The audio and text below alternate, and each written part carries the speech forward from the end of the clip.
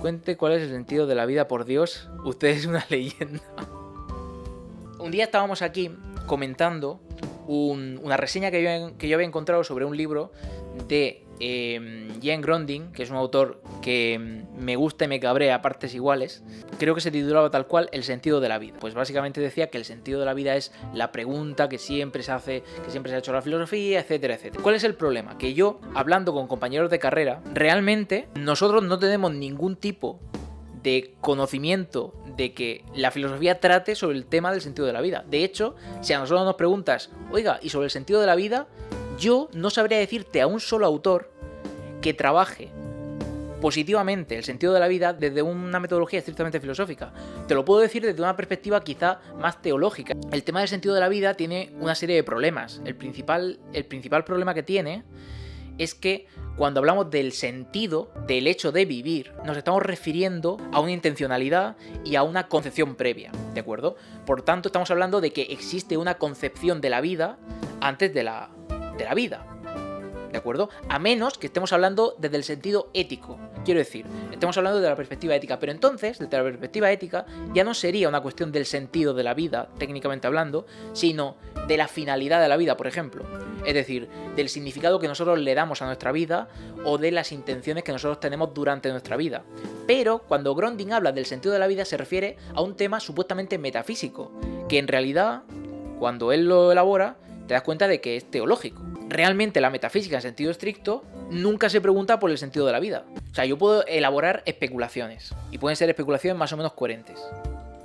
Pero lo distintivo de la filosofía es que explique con validez y con algún elemento al menos comprobable partes de la realidad.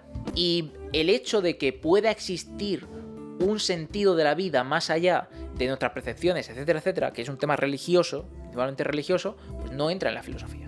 Y de hecho yo no conozco filósofos que seriamente y a nivel positivo, en un sentido positivo, se hayan preguntado sobre el sentido de la vida. Más bien lo conozco al contrario, es decir, filósofos que han rechazado el problema o que han rechazado que la vida tenga un sentido específico, por ejemplo el existencialismo. Pero claro, siempre a partir de una idealización de la metafísica, como es el caso, por ejemplo, de la interpretación que hace Heidegger de la metafísica como una ontoteología, que no proviene directamente de la metafísica tradicional, o sea, tradicional quiero decir aristotélica, sino de la interpretación teológica de esa metafísica. En psicología, Sigrid Fromm y la logoterapia, pero de filosofía no me suena nada.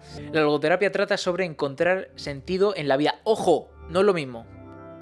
Eso lo desarrollo diciendo sobreviviente en los campos de concentración y su premisa es cuando hay un porqué se pueden soportar. ¡Ojo! No es lo mismo. No es lo mismo el sentido de la vida que encontrar sentido en la vida.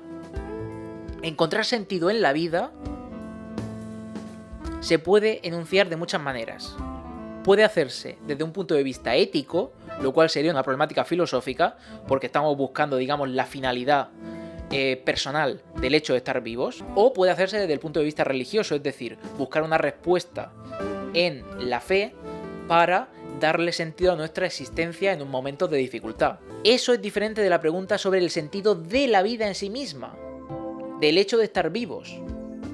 Lo cual sería preguntarse de dónde viene la vida, de dónde viene el hecho de estar vivos y con qué finalidad o con qué intención ha sido creada esa vida. Lo cual es una pregunta religiosa. Yo creía que lo sabía, vaya disgusto, sí, es cierto.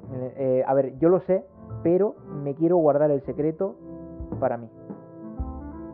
No lo voy a contar. Solo lo hemos alcanzado los filósofos más sabios, los que hemos hecho el doctorado, evidentemente, y nosotros tenemos el secreto en nuestro poder y jamás admitiremos que lo sabemos.